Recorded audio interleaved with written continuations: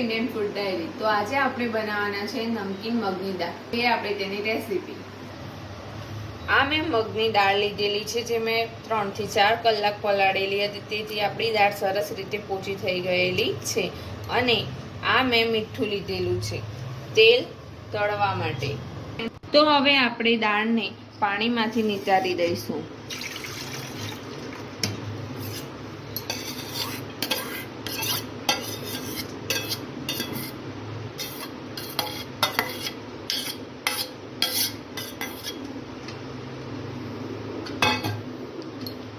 સરસ રીતે પાણી નીતરેલું હોવું જોઈએ।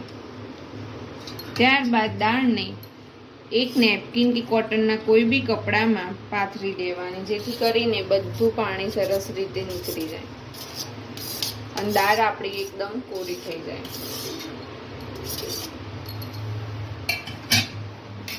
આ રીતે પોળી કરી દેવાની દાળને।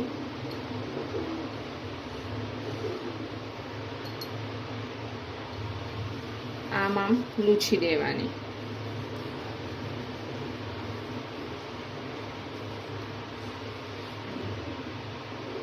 4 થી 5 મિનિટ સુધી દાળને આ રીતે પોળી કરેલી રાખવાની, જેથી કરીને આપણી દાળ સરસ રીતે સૂકી થઈ જાય।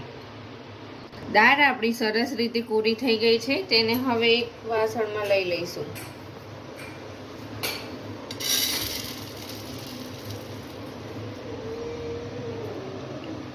તેલ ધીમી આંચ ઉપર ચાલુ કરી દેવાનું ગરમ કરવા માટે, અને ચેક કરી જોવાનું કે તેલ આપણું થઈ ગયું છે કે નહીં। તેલ થઈ ગયું છે, હવે આપણે તેમાં દાળ નાખીને તળી દઈશું।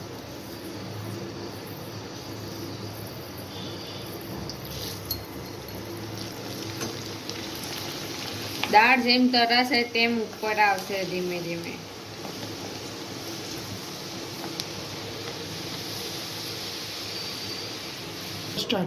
દાળ આપણી તરાઈ ગઈ છે, હવે તેને બહાર નીકાળી દઈશું।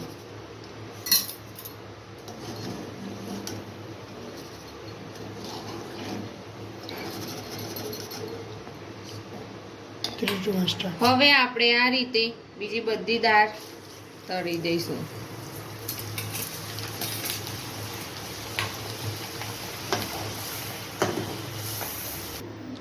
આપણી દાળ તૈયાર થઈ ગઈ છે। હવે તેને એક પેપરમાં નીકાળી દઈશું, જેથી કરીને વધારાનું તેલ હોય એ લૂછાઈ જાય। આ રીતે કરીને તેલને લૂછી લેવાનું।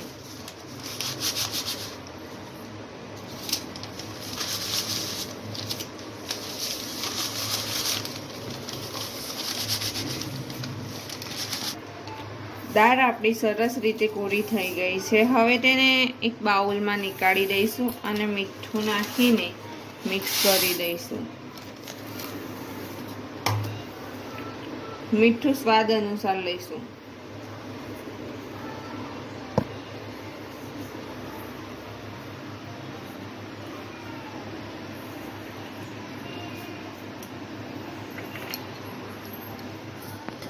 સરસ રીતે તેને મિક્સ કરી દઈશું અને એક બાઉલમાં નીકાળીને હવે કરીશું।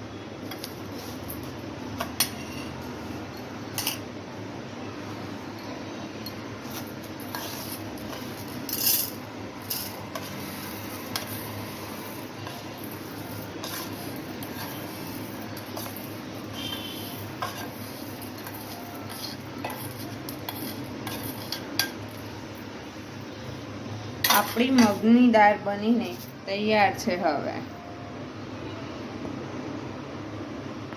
જો આ વિડીયો તમને પસંદ આવ્યો હોય તો ચેનલને સબસ્ક્રાઇબ કરી બેલ આઇકન પર ક્લિક કરી લાઈક કરી શેર કરવાનું ભૂલશો નહીં।